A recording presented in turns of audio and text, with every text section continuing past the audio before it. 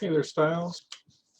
Hello, Deja. Hey, Clara. Hello. Hello. We'll get started here.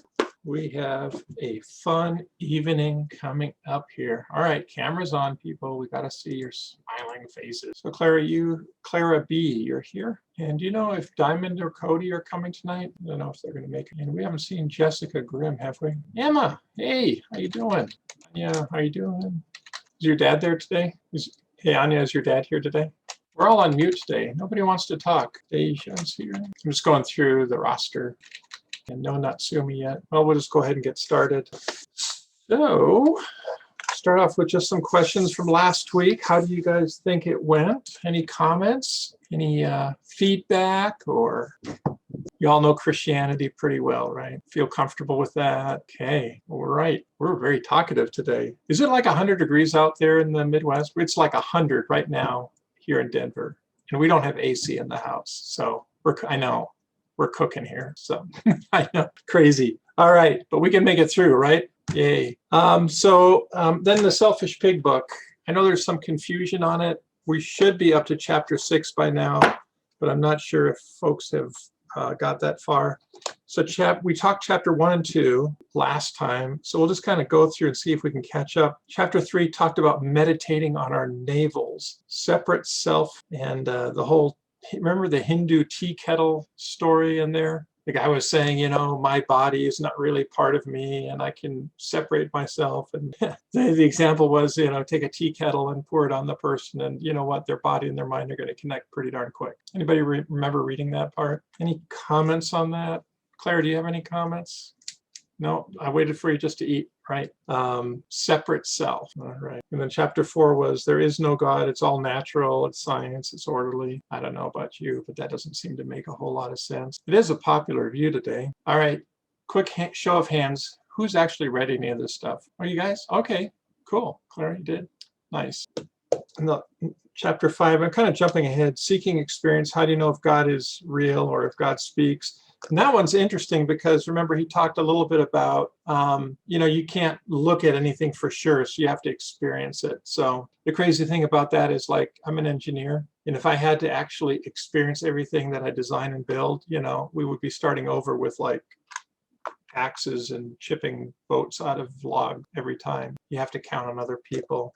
Anybody see anything on that as well? All right, I'm going to definitely get chapter 6 from you guys here a little bit. Chapter 6 was all about if it feels good, do it. There's no such thing as right or wrong. What do you think, Deja? Is there anything that's right or wrong? All right, Anya, what do you think? Yeah, there's definitely a difference between right and wrong, and like our God's given us a conscience so that our conscience will tell us if we shouldn't be doing this, that. So you kind of. Yep, exactly. Deja, I saw you just send a little I am there. Abortion is definitely wrong. It's murder of somebody else. That's right. We see that, but there's a lot of people say, well, that's your opinion that it's another person. I just think it's a blob of cells, no different than, you know, mosquito bite or whatever. So that's where it gets super subjective. And I think that's where we get in trouble. Yep. Very good. Who, by the way, wants to monitor the chat? Who wants to be our chat monitor this time? Clara B, do you want to try that? Okay. All right. Cool. All right. Any other just general discussions before we dive into it? Because today is going to be a pretty crazy day. We're going to talk about Islam. But before we get into that, any thoughts on the stuff we talked about? We talked about the worldviews, the idea of different worldviews out there, and that Christianity is one that we're familiar with, right? And so it becomes a question of, all right, how much variation is there from that to other belief systems? Does everybody feel comfortable with that? Make sense? Okay. So, man, I was thinking there's going to be all this discussion. All right. Well, let's get through it. Before we start here on this one, I wanted to share something with you. You know, I work with a lot of folks, and you know, what happens when you get a little bit older is that you actually start seeing people like they really don't change that much between when they're kids and when they're adults. There's one guy I work with, and I swear when I look at him, I can see like an 8-year-old kid out on the baseball field playing softball. I mean, you ever get that picture in your mind? And the guy's like 55 years old or something like that. But you just sort of see this continuity. And I'm just kind of keying in because I'm thinking this stuff is pretty heady stuff. But I want to encourage you because you might, I gotta say, when I was a teen, it was like the worst experience of my life. I hated being a teen. It was awful. And so I struggled a lot because I had this idea that all these adults had this perfect altogether life, and they, really don't. In fact, all they're doing is applying what they've learned, and it just looks like it's so together. But the reality is that all of us have weaknesses, all of us have shortcomings. And if anything, if I can encourage you guys to walk in confidence that you're here for a plan and purpose and that you are valuable, and even your ideas as we talk about these worldview things, you'd be probably surprised how much we think alike regardless of age. The difference is, as you get older, you get more experience, you get more wisdom, you get more things. I'm not going to do that one again. Okay, that was a bad idea. As a kid, though, you guys have, when I say kids, but teens, 20s, you guys have fire. You guys have passion for life and things that are out there. You have also an innocence and an openness to ideas. As you get older, sometimes you get a little more jaded, a little bit more cynical. It's also even just the idea that, you see things as they are a little bit better. So anyways, I share all that because as we have these conversations, sometimes I wonder if there's a little bit of hesitation, think like, I don't know if I want to bring that up because it sounds goofy or something. I don't want to have that happen at all. Maybe since we have a little bit of time here, do you mind if I share my own testimony? How did I become a Christian? You okay with that? Okay. So like many of you, I got out of high school and then I went to college and life was getting a little better. Teen years for me were pretty crappy. I'll have to say that. I really just want to get out of the state. Frankly, I went to university. I grew up in California and I went to University of New Mexico, and I got a degree out there. And I was raised very much secular, very much, there is no such thing as a God. It's all, just mumbo jumbo, that religion stuff. What you do with yourself is up to you. So that's how I was raised. And in fact, I remember when I was 12 years old, my mom insisted on teaching me what religion is all about. So on Christmas Eve, you can imagine as a kid on Christmas Eve, right? The first thing you want to do is she wants to introduce me to religion. So she took me to this heavy Catholic church. And we're talking about the robes and, the staffs and everything. I mean, we're talking heavy, Latinish. And so she drags me out there. And of course, this thing goes on for like an hour, hour and a half. And then we come out of there and she says, well, do you like Christianity? And I said, no. Well, that's what religion's all about. And she drugged me out. And that was my full exposure to the religious experience. So obviously I wanted nothing to do with that. So anyways, I went through college, I got out of college, and it was all about what? Come on, tell me. Money, right? Money, because that's what we need, a lot of money. So I got a pretty good job and I got a townhouse, and I actually had a car and a motorcycle, really cool, pretty nice. Yep. And I actually started dating a girl that I was dating back in college. We kind of reconnected. She lived down in Austin at the time and I was in Denver at the time. And so we thought, well, shoot, let's get back together again. So we started dating a little bit, the long distance relationship thing. And she said, well, I'd like to move up to Denver. Maybe we can see where this is going. And that's great.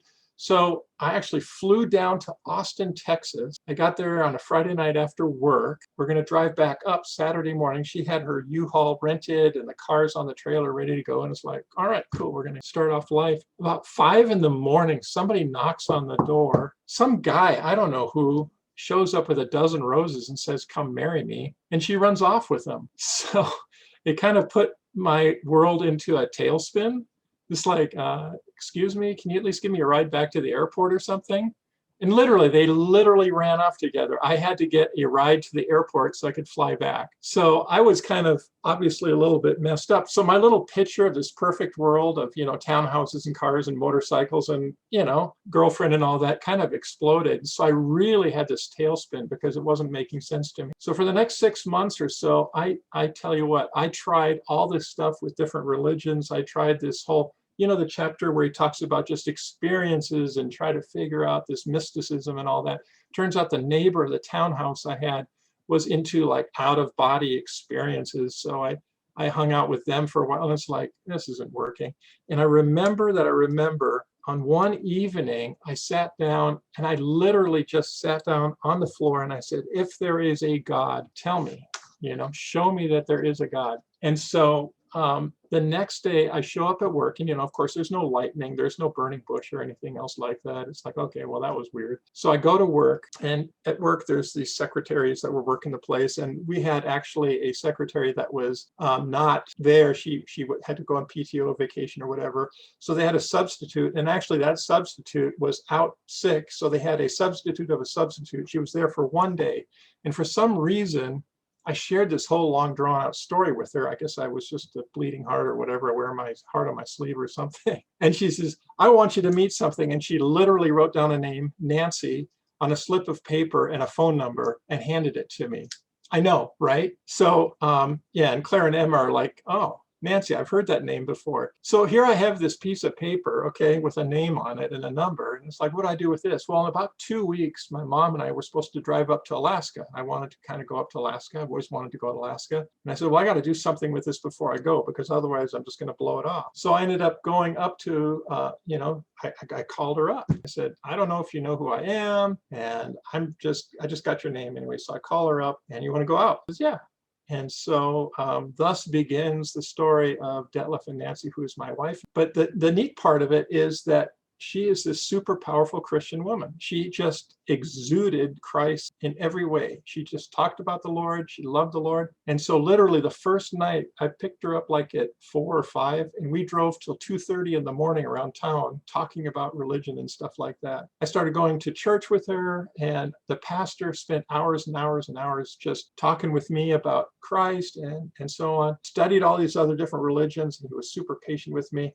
And just through all that and through the Holy Spirit, I came to know the Lord. And I was about 25 years old at the time. And I remember on Christmas Eve that year, I accepted the Lord as my son. So there you go. There's a story for you, huh? But what's neat about it is that, God worked through that whole thing. All right. Anyways, man, what an introduction. Any questions? All right. Got me all emotional here. Okay, so as we get into other religions and worldviews, note that all are somehow leaving salvation up to us. As soon as we start leaving Christianity, you're going to notice something. Every religion has to do with figuring out how you get to heaven on your own, okay? So as we start talking about these different religions, these different worldviews, take some notes, and I want to key in on some of those different things on what you pick up on, okay? Because I want to be able to discuss.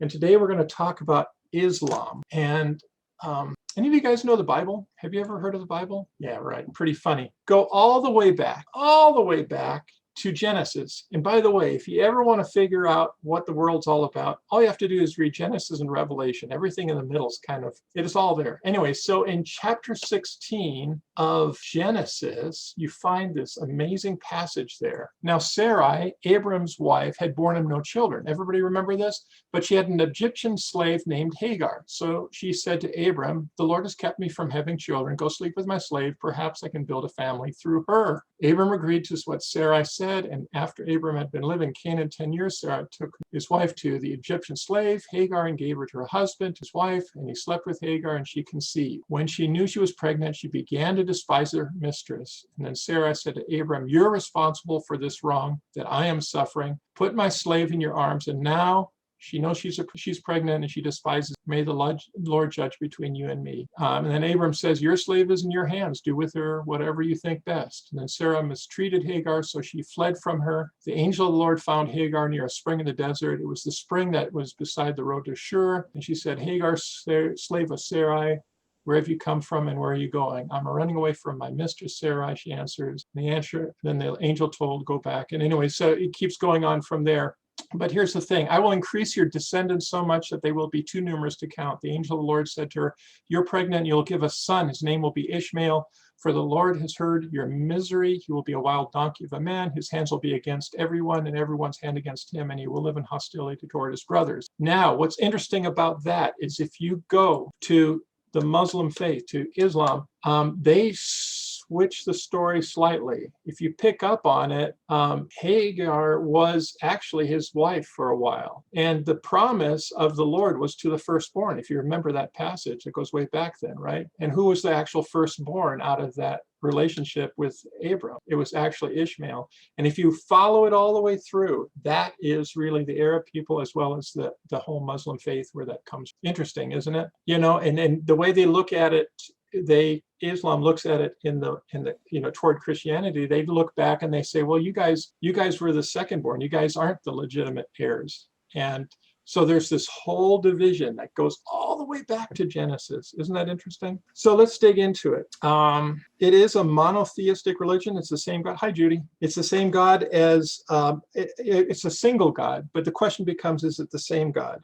If it's the same God that talked to Haggai as Sarah, can we say it's really the same? And that's something that we're going to look into. We're going to walk through the perspectives and history, then we're going to look at the 7 questions and see how it lines up. If we have a little bit of time, I do want to talk a little bit about the crime and punishment thing. That's a big deal in Islam. We're going to discuss a little bit about Muslim evangelism, and then positive and negatives about that. Okay? All right. Anything before we start then?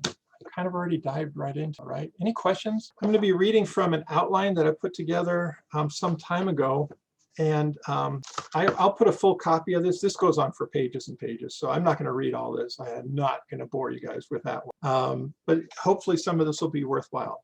Okay, so the word Islam simply means submission to God, and a Muslim is simply a person who follows the laws of Islam. Does that make sense? So sometimes you might hear somebody's called a Muslim and somebody is, they have the faith of Islam. You don't call them an Islamish person, just the way, you can say Christian, which is small Christ, but, you can't say, they're not Jesus-isms or whatever, you know what I mean? It's kind of a little subtlety. So, again, the word Islam is the name of their religion, which means submission to God. And a Muslim is a person who follows the laws of Islam. So it's based on Muhammad's life and teaching, and we'll get into his history a little bit, but he's not the center of worship and devotion. That's another thing that Muslims really have a problem with. They say, Jesus was a good guy, but why are you guys worshiping him? There's only one God. That's another one of those worldview things. If there's only one God and you guys are worshiping this man, what's wrong with you guys? You guys are just sort of messed up on this. Islam does espouse very high ethical ideals, and they see many, and yet we kind of see them living primitively. So we're going to get into that. It's also one of the fastest growing religions in the world, and we're going to get into that. So Islam itself is an Arabic word. Submission, we already talked about that. 5 times, we'll get into that. Okay, 5 times a day, Muslims must address God in a prayer as the Lord of the worlds. That's one of the things that they do. And have you ever seen Muslims pray? They kind of bow down and they kind of flatten out. The whole idea there is they want to show to God that they are his slaves. They want to take the lowest posture. They want to minimize themselves. We'll get into that a little bit more, but they see human beings as being very blessed and anointed, and they're the special creation. But compared to God, they want to make themselves very small. God is not their buddy, their friend, or anything like that. God is big, we are little, and that's what they're showing there. It's interesting to note that the Bible says about submission, but it's a different kind of submission. Some of the differences, for instance, Islam holds that mankind's separation from God is due to God's being super transcendent. In other words, he's so far out there that we have no choice but to submit to him. Whereas in Christianity, what do we say? Why are we submitting to God? Because of our sin, right? We're coming in as sinful people, so we have to humble ourselves because we know we're not perfect. They don't have anything like that. They see themselves as being able to be perfect, but it's not a matter of being perfect or not. We are just small, he is big. Does that make sense? Our position is actually that we're basically good but weak, and we forget God's command. So we have the moral power. All we need is guidance. And so when you get into the Muslim faith, there's a lot of stuff to talk about how to do things and what to do. Okay. So how big is the Muslim population? It's actually pretty huge. Worldwide, it's about 10% Muslim. Okay. So it's in India, Indonesia, Bangladesh, Pakistan, Turkey. It's typically younger people. Most of the Muslim population is young, and 75% of the refugees from the world come from Islamic nations. So which means that if you go out there and meet some refugees, likely they're going to be Muslim. Okay, so who's this guy, Muhammad? What is Christianity worldwide, percentage-wise? It is actually, well, nominally about a third. So nominally. Now, are they practicing? Maybe, maybe not. Okay, so who is this Muhammad guy? So he was actually about 500 years after Christ, 500 after Christ. So put that in context. So Christ came and went. Rome is falling or has fallen. What happened, there was a huge gap between rich people and poor people. Pagan worship, multiple gods, lots of just do whatever you want to do. And so this boy, Muhammad, really detested that whole lifestyle. He was thinking it was really pretty bad. He started a business at age 40. He got concerned about how his country was going, so he started meditating. And so he ended up going into a cave on Mount Hira, 3 miles from Mecca. And he claims he got, anyways, instructions from the Archangel Gabriel, okay? And that became the Quran. That's their book of knowledge, okay? The Quran. So Muhammad declares the Quran to be the final and superior revelation from the one supreme God. And so he started with the very basics. He banned idol worship. He had, Muslims must be wholly committed. He foretold a day of judgment. Actually, at first, he didn't get a whole lot of converts. Besides, everybody else was having a good time. So he died in 632. And that was about it. But okay, so his followers then hit this schism. Have you guys heard of Shiites and Sunnis? So it turned out there were two major branches, and they had a disagreement basically right after Muhammad died. Since he didn't leave a son, which is the traditional way of passing off, they weren't sure who was going to be the next split. So this, you're going to love this. One thought it should be chosen by consensus. In other words, have a vote. The other one should be by some sort of figuring out who the right descendants are. So they ended up getting into a bit of a fight, and one assassinated the other. The other one had a poison lace sword in the mosque, and they kind of had this big giant fight. After a rather bloody battle, one group of followers were the Shiites and the other ones were the... So beautiful start, huh? So let's go through some of the beliefs, and I'm just going to read through this, but we'll talk a little bit later. Okay, so there's what they call the 5 pillars of Islam. Okay, so there's 5 things. If you want to be a Muslim, you got to do 5 things. First thing is confession. You got to confess that there is only one God, but Allah. Muhammad is his messenger. The angels are all servants. The prophets are all servants. The holy books, the Quran, and there'll be a day of judgment. Okay, so those are the confessions you have. Then you got to pray 5 times a day. And anybody know which way they have to face? They have to face, I'm not sure if it's east, but it's towards like Mecca, where they believe Mecca. the center is. Wherever in the world you are, you have to face Mecca. How do you do that on the South Pole? I don't know, but okay. And then on Friday afternoons, they have what they do is like a group prayer. They basically go to a mosque. They have to give at least 2.5% of their income. Hey, that's cheap. Jesus wants 10%.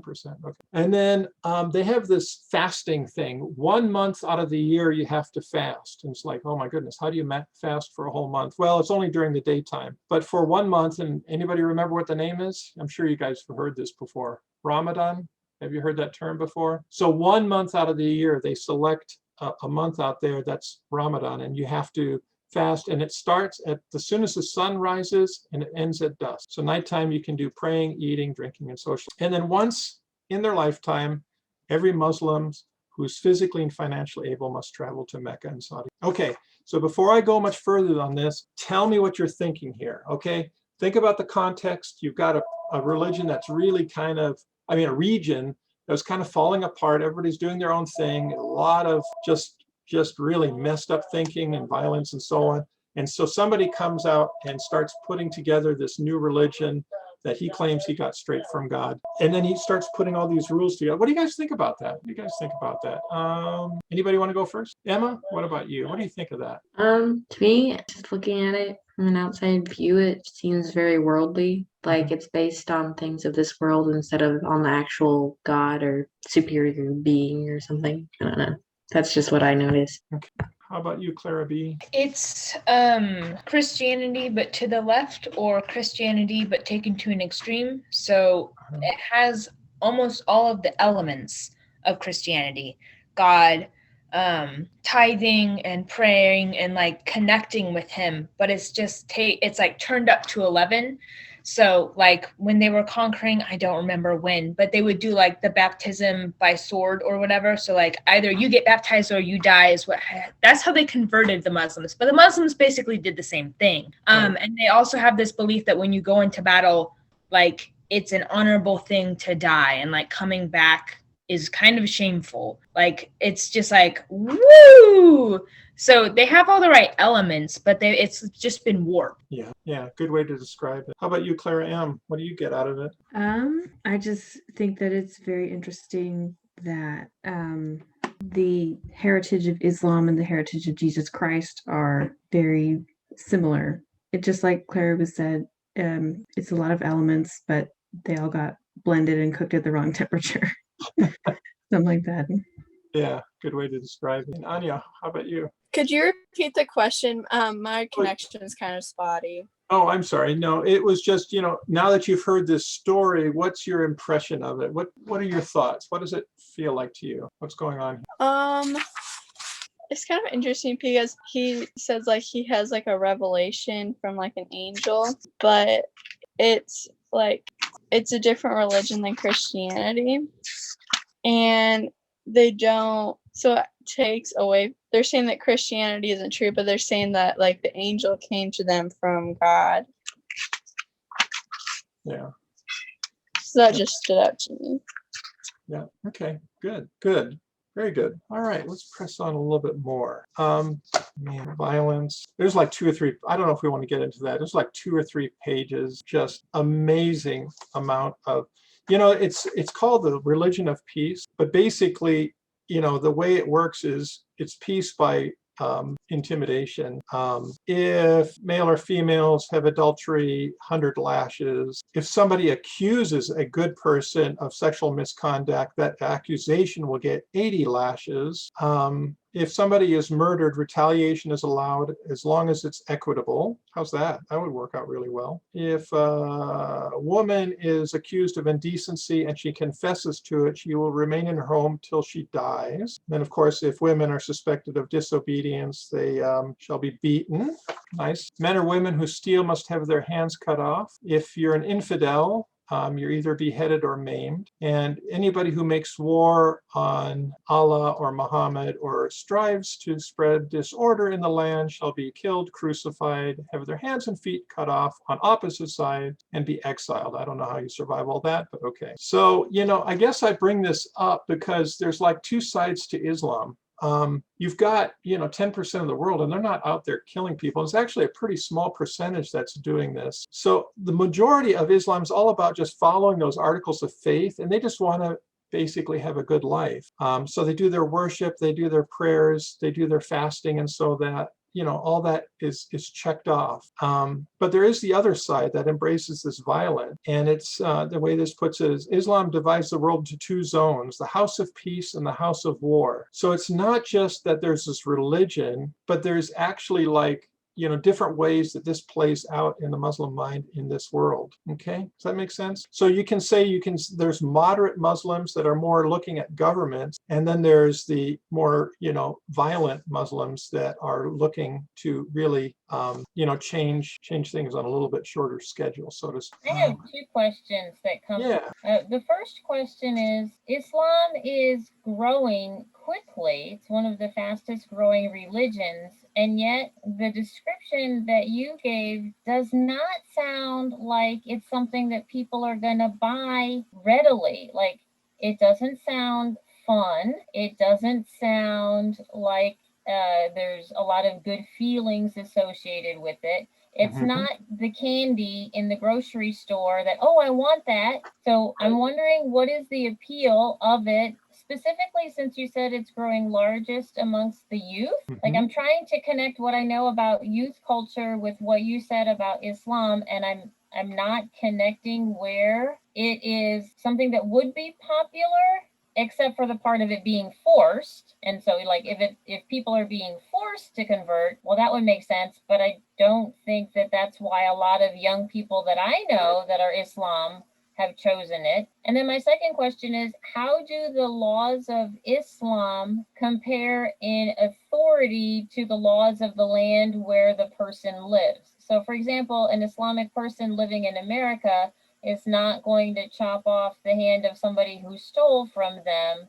But what do they think the relationship is or should be between the secular government and the religious laws? Yeah, that's a very good question. And boy, this is something worth discussing. To your first question, I suspect if you have a society that's moving more into hedonism, right? If it feels good, do it. There's going to be that remnant of society that says this is really messed up. You can't just keep doing whatever you want, whether it's drugs or sleeping around or just partying all the time or whatever. It just doesn't work in the big picture. So I think people are hungry for some sort of concrete, just tell me what I need to do to have a good life. And where Islam is really taking off is in some of the poorer communities. Frankly, it's the Black communities where most of this is growing, is where people are disenchanted with this whole drug subculture and so on. They're saying, no, I'm just not part of that anymore. Unfortunately, to me, I'm thinking, why isn't the church out there? But unfortunately, a lot of times the church doesn't want to reach those kind of people. They just aren't there for them. Whereas the Muslim community is a whole lot more connected in that part of the world, and that world, and they find that there's a solution to all this craziness. All I got to do is follow this list of rules, and I'm good. And now I can have a good life, and I can find that peace. And frankly, those rules are pretty staunch, and so if everybody follows that, I guess it's a peace. I don't think it's the same kind of peace that Jesus offers. It's very legalistic, but it does offer a better solution than the violence they may be. Now, to your second question, and I was trying to look up the name of it, but there, absolutely the Quran's above any law of the land. There's no question about it in the Muslim mind. And I'll see if I can find the quote, but basically the idea is in the Muslim's mind is that you occupy until you can take over. So even though the average Muslim's not looking at it this way, the Muslim mindset, the worldview is that we are going to occupy this place until there's enough of us that we can start changing the laws and making it the way we want. That's that peaceful piece of the Muslim community. And then, of course, there's the violent piece, which is what the news always talks about. But either way, the mindset is the same. We are not here to live peacefully with other worldviews. We are here to displace other worldviews. Does that answer your question? All right. I do want to talk a little bit more about this idea of no forgiveness. Let me just back up a little bit. When you think of God, I'd be willing to say most of us think of, well, give me some adjectives and just, turn your mic off for a second here and just share some adjectives for God. Loving, what else? Good. Kind. Just. Good. Mighty, I guess. Mighty, yeah. Personal, yeah. Okay, you got those thoughts going there. Now marinate on that for a second, and now think of a God that really has no interest in you. Pretty well ticked off at the world. Unless you're perfect, you're going to hell. And you got to figure that out, by the way. Oh, and in the Quran, it says something like this. Every sin that you do is a link in a chain that's hung around your neck. And as that chain gets heavier and heavier, you will be pulled into the pits of hell. That's it. There's no Christ is going to save you. There's none of that. There's only judgment. The idea of a loving God is ridiculous. I had a friend of mine at a place I used to work, Homeschool, practicing Muslim, and I mentioned to him the idea of a loving God. He literally laughed out loud. God is not loving. He's a judge. He doesn't care about us. He's looking to see if you fulfilled the law. That's it. Now, in that context, can you see how if you're in your mind thinking that we've got to inform people of this judging God, we got to make sure that we keep ourselves pure, and there's infidels out there spreading misinformation. Is there really a problem? In fact, if I kill myself for Allah, I actually get a better resurrection because now I have more good in my hand than the bad. Now maybe I'll be judged better. Can you see how that might lead to some pretty crazy action? Absolutely. Anybody want to go to church there? Okay, here's the passage I was looking at. All right, chapter 9 of the Quran in English calls the Ultimatum. By the way, here's a beautiful thing. If you ever get a copy of the Quran, it's got a lot of contradictory things in it. And the way they handle it, the Quran's really kind of interesting. It's organized from the newest to the oldest. And the idea being it's the later revelation supersedes the previous. And so if there's something, a lot of times people will pull out something from the Quran and say, well, see, this conflicts with it. Well, you just have to look at when it was written. If the newer stuff is ahead of it, right?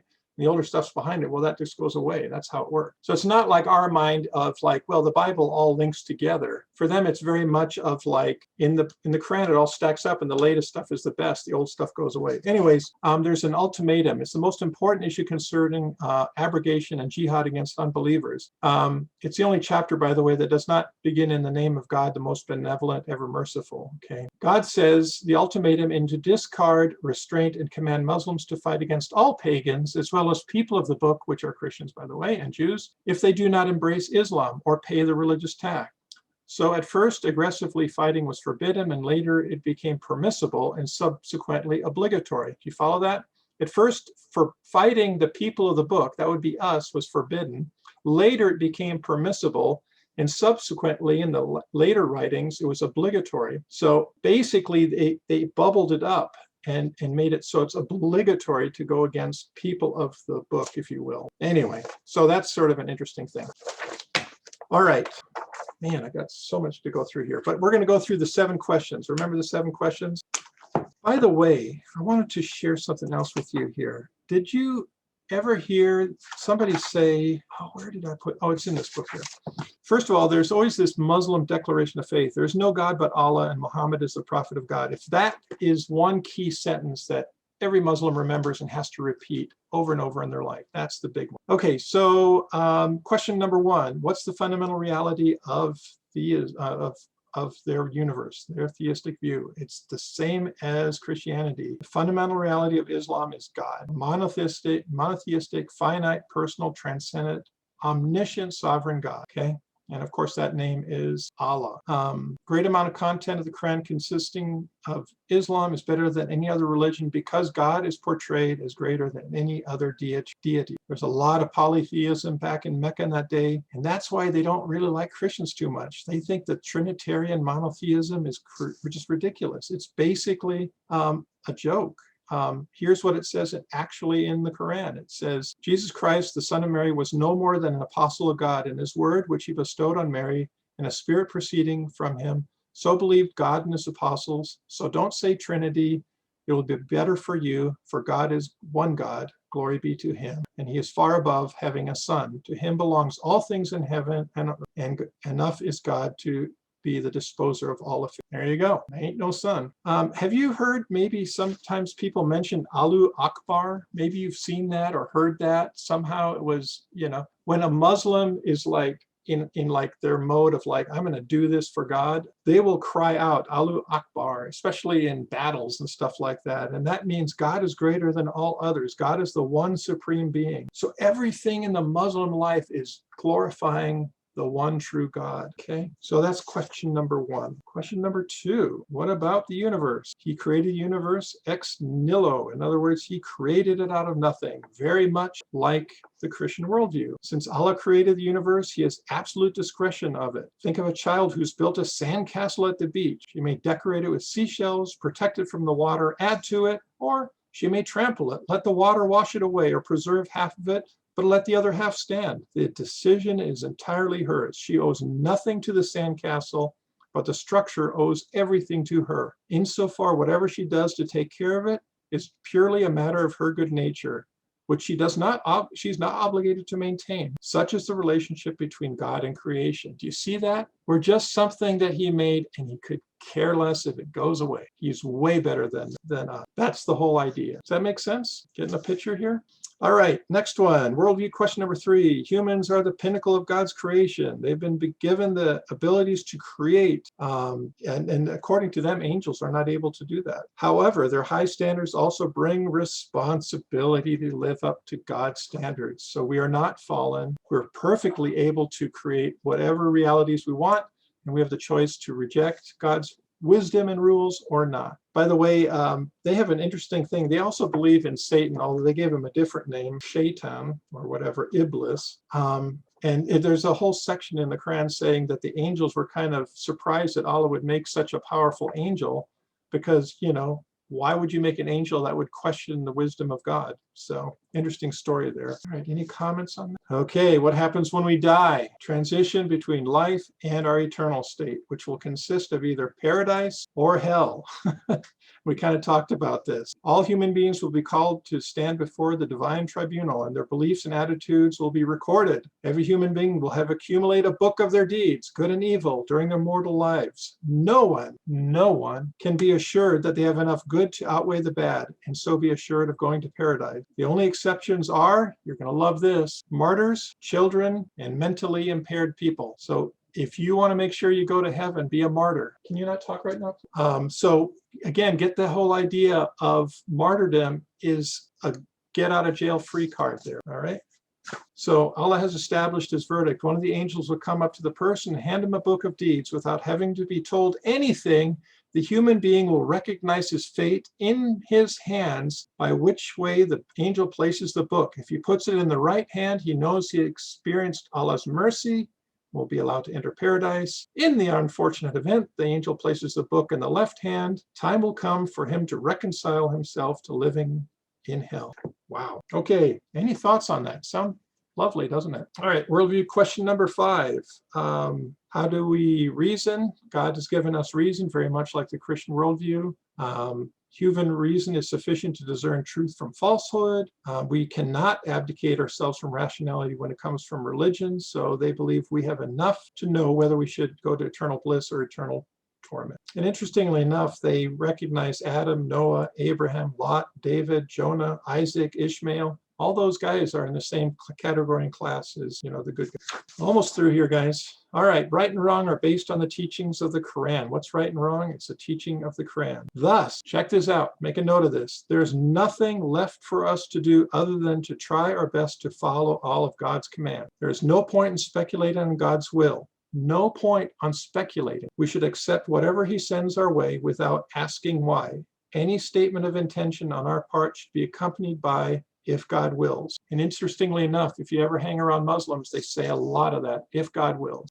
Shall we have dinner? Yeah, if God will. We have no place in making any decision. A little closing quote here. With everything riding on one's actions, and when there's no assurance of God's indulgence, let alone any grace, avoiding the potentially negative consequence of any sin is bound to become the primary incentive for one's action rather than the positive motivation of keeping the rules out of gratitude. What a difference. Do you see the difference? If you are, just blessed and know that you have the presence and assurance of God's gift of grace and mercy in your life, if you know that he's with you all the way, doesn't it just naturally make you want to love, God, but also others around you? And this is so much the opposite. It's always the idea that this rock's hanging over your head all the time.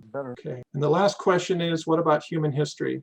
Human history has significance in demonstrating the absolute sovereignty of God, but even more so, the opportunity for people to demonstrate their submission to him. All of history just points back to that. Until then, we should do everything we can to promote justice and peace while we wait for God to bring to a conclusion his own power. Islam comes with a mandate to set up Islamic governments, is never fully implemented unless there is an Islamic state. This kind of goes to your point, Judy. There's a commentary that says that as an independent people with laws and rituals of their own, there will be idolatry permitted and tolerated as long as they are, moving toward a point of willing submission. And if they feel subdued, it's really an interesting little thought, but it's definitely a whole plan of transitioning communities into the Muslim world. Okay, so those are the 7 questions. I've done a lot of talking. Thoughts, comments, talk to me, people. How about that whole idea of no forgiveness? What do you think? I'm wondering why a God of no forgiveness extends mercy to anybody. Why would children and mentally ill people automatically get a pass to heaven in that kind of God's character? Yeah, it's a good question. What do people think? I would argue that, Muslim or Islam is a man-made religion and is inconsistent in that it's man-made. And so that we're all sinners, there's, errors in it. And so I think it kind of reinforces the fact that it is inconsistent because it's not, of God. And I think that points out, reinforces the fact that, it is a man-created idea, and with it, there's errors.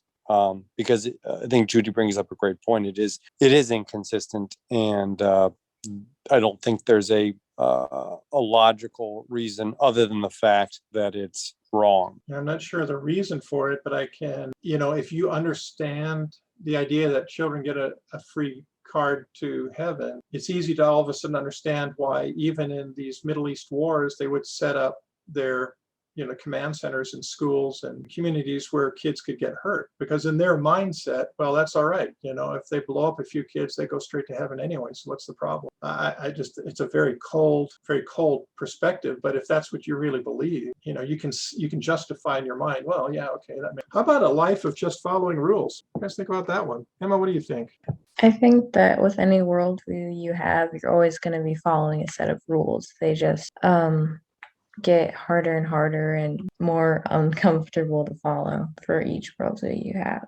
Actually, I was going to circle back and put those two thoughts together. So, Jeff, you were sharing, it's man-made, and it sure does sound man-made. And the other side is the rules. Well, anybody who knows anything about our human nature, you can say, don't touch that. And what's the first thing we think about? I want to touch that, right? It's just our human nature. And any time that, we ignore that, and to suddenly say, oh yeah, you can overcome it just because that's what a human being is, I think ignores a basic piece of humanity. We don't have that much strength. That's the whole point. That's the whole Christian message, is that we basically are rebellious. We basically, you hear the word no, and it's like, yeah, I will.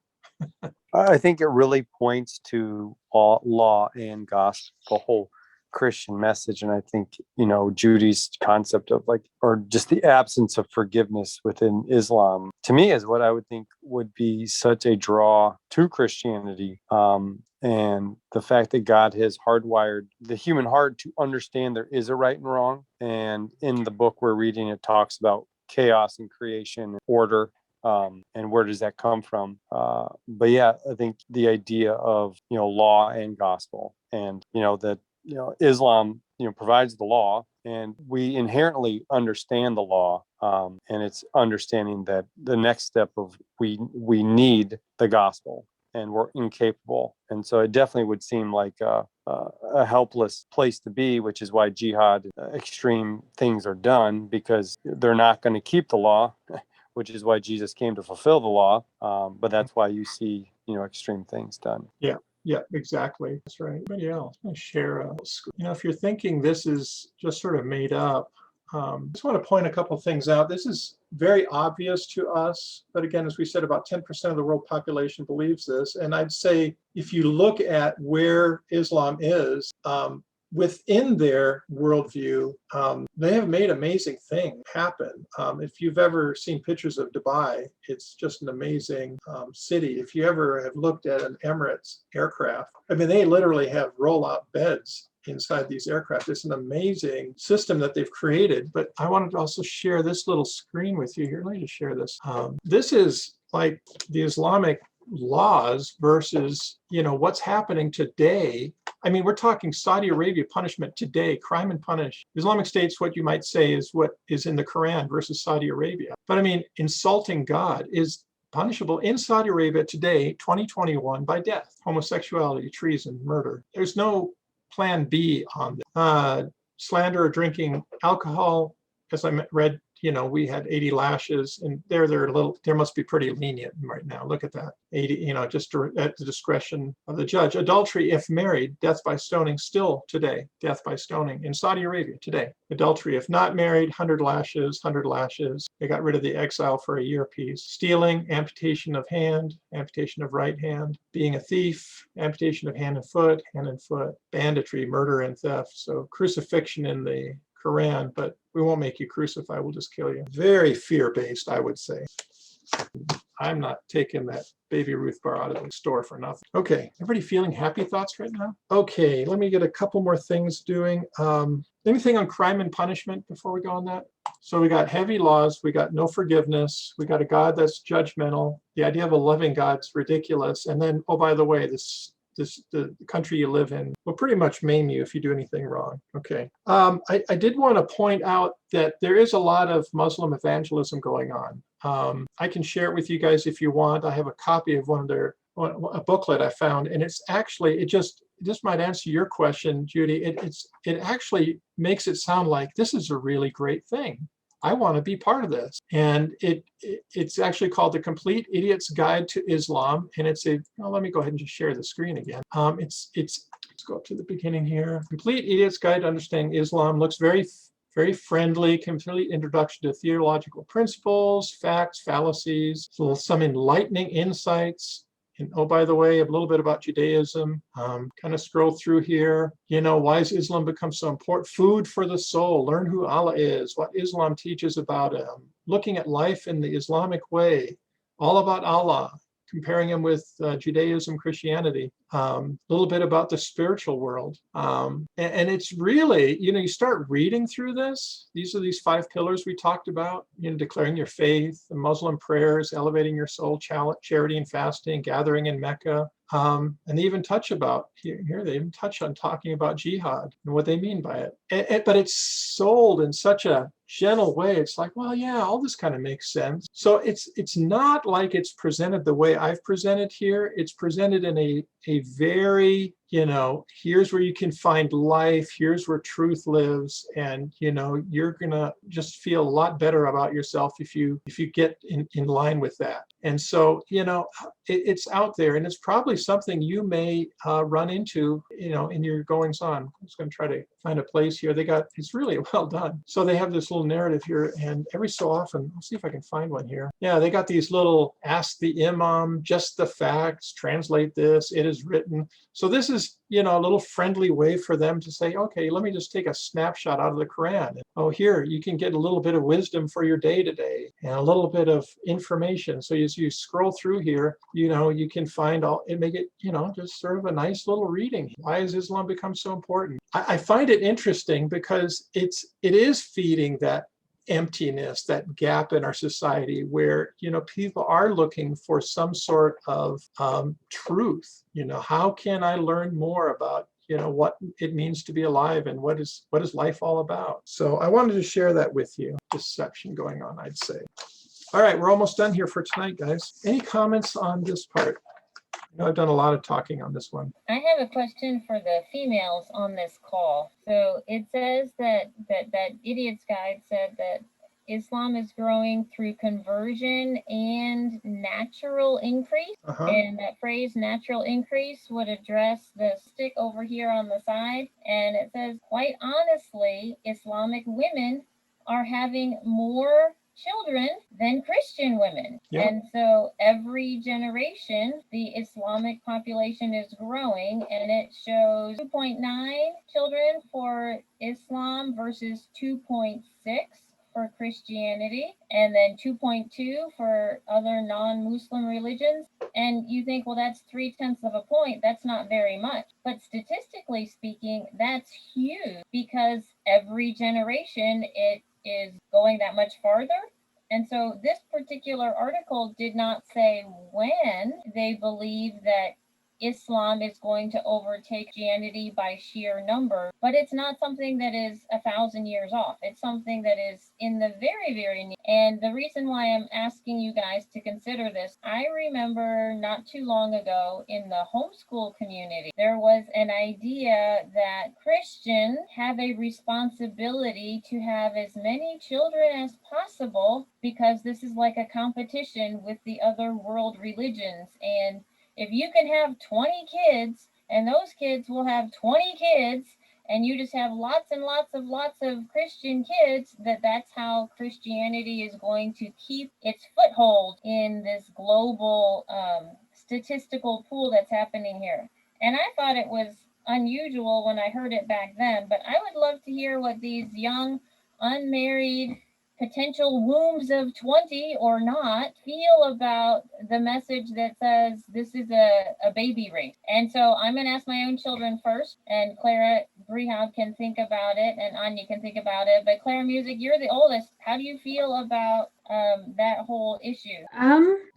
I think I don't know how to feel. I think it's a little ridiculous, and it's to me, it's much more about the quality of the child and not the quantity of the child. I could have, I don't know, 30 kids and raise them all the exact same way, but that wouldn't guarantee that they're going to go out and continue in the way that I raised them. So, it's really, the more I think about it, the more I hate it. It just makes me very uncomfortable. That's all my feelings right now. All right, how about Emma and then my adopted child, Clara, and Anya? You have all the time in the world to think. I really don't like it because, at least in my Christian beliefs, God is the one in control of the universe. It's not the works of man that are gonna eventually bring it back. Well, obviously, we want to spread the word of God, but it's not up to us whether he comes back or not in the end, in my opinion. So the fact that you just want women to have a bunch of children and potentially ruin their health while trying to create more people on earth that could create more poverty, it just annoys me a lot. And it seems pretty one-minded. Okay, Clara. It's kind of funny to me that if you're born a female, you are automatically part of this baby race thing. And that people would think that that's going to help everyone, because it's not a guarantee that your kids are going to follow in the way that you're doing. Sure, it's more likely, but it's not like 100% guarantee. It's also very degrading. It's just the objectification of women. It's taking me, the person, and reducing me to the part of me that makes a child. And that's not very fun. So I hate it. And I think it's kind of ludicrous that everyone's like, this is the way it's going to go. This is how we're going to change the world, is by having females make a ton of kids who are going to magically just be exactly like them. It's silly. Anya, what do you think? And I don't know if Jeff has been around long enough in the homeschool community to remember, but it's not too long ago that I remember specific homeschool speakers that their basic message. Silly, because like God's in control of how many kids you have, and you don't necessarily like have control of that. And also, if you have like 20 kids, you're not going to be able to care for all of them as well as if you had less. So I think like God's the one in control of everything. So if he wants you to have more kids, but like if you have like 20 kids, you're not going to be able to care for them as well. So Thanks, Lady Sharon. Do you mind if I ask a follow-on question? Because, the math is still the math, is shared in this little quote that you posted, Judy. And it's interesting, the more developed, if you can use that term, a nation is, in other words, technologically, and you got all the infrastructure and so on, people actually end up having fewer and fewer kids. And in places like Japan and Europe, it's actually, the numbers are below 2. In other words, you're actually making fewer kids than you've actually are. In other words, it's always negative population growth. And it if you look at the statistics of that what's going to happen? The people who are carrying that culture forward will literally just disappear, and it'll be the other cultures that'll take over. And that's actually what we see happening around the world. That is the debate in all these immigration discussions. As there's fewer people in a particular area, nature abhors a vacuum. There's other people that want to come in. What do you think of that? I mean, that's not having babies kind of a question, just generally. What do we do with that information? How do we respond to that? I don't know if there is a strategy. Interesting, in the US right now, we would have negative population growth if it wasn't for immigration. We're actually contracting in terms of, people who are born and raised here. There's fewer Americans coming out of every generation.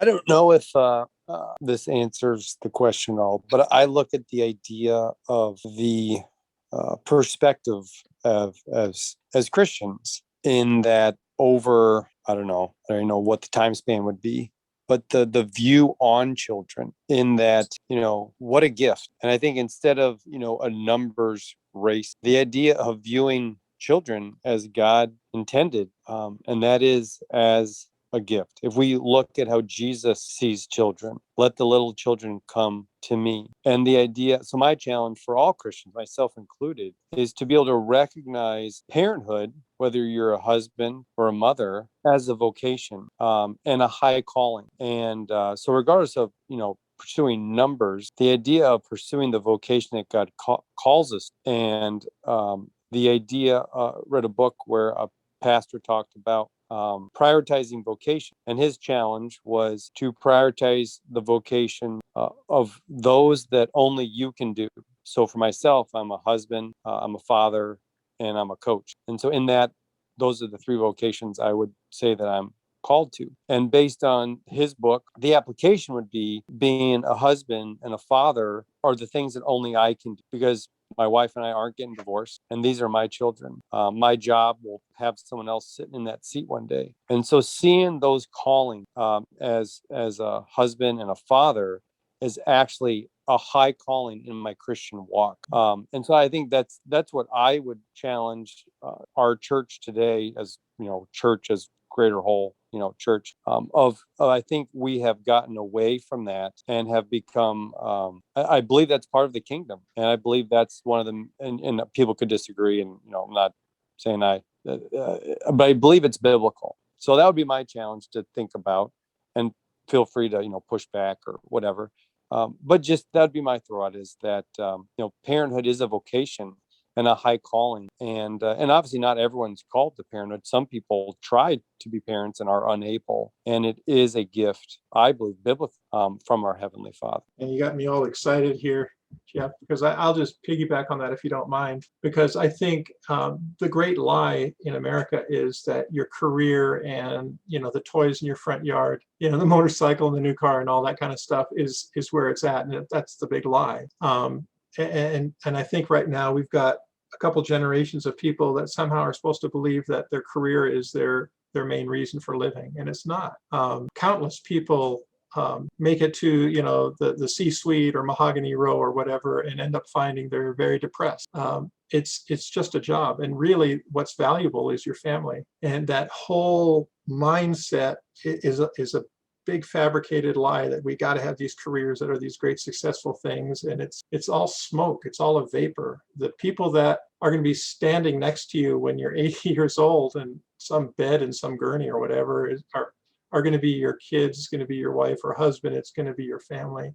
And that's where we need to be investing in. So I think the answer to the question isn't whether you have one kid or 20 kids, but where's your focus? And I think God will lead us as we get through that. You know what I mean? If we have our focus on, okay, I'm going to create a family that's a beautiful thing. And then, you work it out with your spouse, and, what is the number for us? It may be different. It may be 1, it may be 20, it may be. I feel it's only fair that input, since I made all the girls a question. To me, it is trying to carnal weapons in a war that's very works-based. If say that we have to physically produce progeny that will physically overtake culture simply by their sheer numbers, it's suggesting that the hearts and minds of individuals are controlled by the part of us that is not spiritual, and that the battle for world in culture is a physical battle. And I don't think that that's true at all. I think the reason that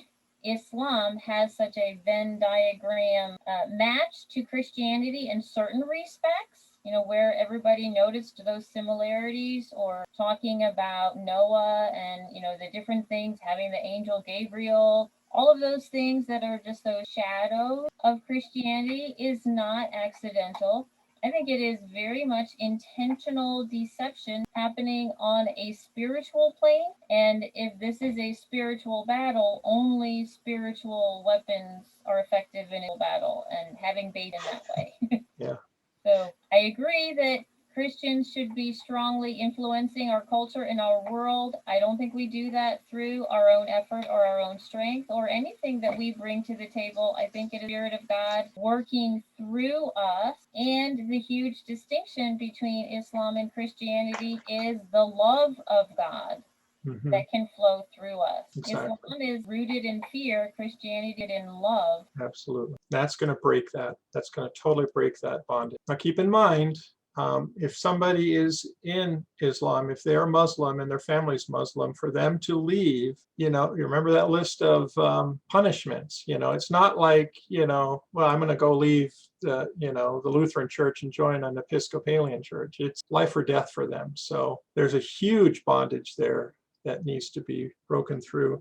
Interesting, while you're talking there, just a few ideas for connecting with Muslims. 1 out of 5 people on earth is a Muslim, so that's 20%. Most are in the 1040 window. As you guys know, that 1040 window is where a lot of the poor in the world are. So some ideas here is get to know and connect with Muslim people groups, not just to go ahead and start evangelizing them, but just get to know them. Figure out how they think, just hang out with them. It doesn't mean you're going to have to be a Muslim. It doesn't mean that they have to become a Christian, but just get to know them and understand. What you said, Judy, demonstrate God's love to the whole person. They don't see the world we do. They see it as a very judgmental and a very scary place where you can be thrown into hell. It confuses their wiring when you just love them unconditionally, because that's not part of their thinking. Keep in mind that they are scared to death of the Word of God. They just see that as just like what we would think is an apostasy, and it's just straight from the pit of hell. So just be aware of that. They're very sensitive to that. So find bridges in culture. As I mentioned, I had a friend, we were both engineers, so we enjoyed engineering kinds of talk. Figure out places to connect that aren't in a threatening place. Do expect those power encounters. It's interesting what you mentioned. Definitely pray and understand this is a spiritual battle. And then, spiritual warfare is what they close out here. All right, for us on the last couple of minutes here, I do want to have some engagement. We had on the first session, if you remember way back, the test for truth, and that was historical coherence. Does the story hold together? Authority and correspondence with reality. So I want you to kind of turn on your brains again. We're going to close this out. So again, historically, is it verifiable? Is there something that you can test there? Does the story hold together? Does it have authority? And does it correspond with reality? Does it work? Does the story work? Okay, so for Islam, is it historically verifiable? What do you guys think? Does it hold the test of historicity? Yes or no? Emma, I see you shaking your head. Why do you think no? I mean, it's based upon the testimony of some guy who went up into a cave and said he heard from Gabriel without any witnesses. While it's in Christianity, there's archaeology, can't say that word right now, historical evidence that it is most likely that Christ was an actual human being and roamed the earth. Yeah, very good. Anybody else? Yeah, I mean, to me, that's, if one guy sitting in a cave, I don't know, he ate like a dead bat or something or what. There's just nothing, there's no correspondence to it. So that's the second question too, and you kind of answered two at once. Does the story hold together? Does it, is there a whole storyline here that holds together? And it's really just one story, right? How about authority? Do you see any, from what we talked about today, do you see any authority propping up or confirming the view, this world? I think for people who take stance of might makes right, some people would claim sheer force Islam has edited itself on the world justifies validity, saying if it was just a bunch of balderdash, it never could have become this prevalent, so there must be something there. That's fair. And then, so I'm sorry, I have to piggyback on myself. I agree that there is something there. I just don't think that it's man-made. So to me, the growth of Islam and its popularity and how it is over the world is showing that there is a spiritual component. I just question the origin of the spirit that spoke Allah and that Islamic people in their day-to-day. Yeah, absolutely. We're not going to have time to talk about this, but a lot of religions have had spiritual encounters, and you know what? There's space for that in Christianity. Even in the Bible, there's encounters with angels. So is it out of the realm of possibility that a demon, if I can use that word, presented themselves to somebody in some cave, 1800 years ago? Or was very possible. Absolutely. And the last question, correspondence with reality, does it work? That's kind of a loaded question. What do you guys think? Does Islam work? Clara, music. To correctly answer that question, you'd kind of have to figure out what Islam exactly wants to do. Is it just take over the world? Is it the eternal consequences? It really depends. If you're speaking through the lens of eternity, then no, it does not work. Power of men is far less superior to the power of God. But I don't know. Those are my thoughts. Okay, no, that's good. Clara B., what do you think? Can you repeat the question real quick? I'm sorry. Yeah. Do you think it works? Does Islam work? Does the Muslim faith work? It does. Again, the correspondence with reality. Would you say it's a system that could work or not really?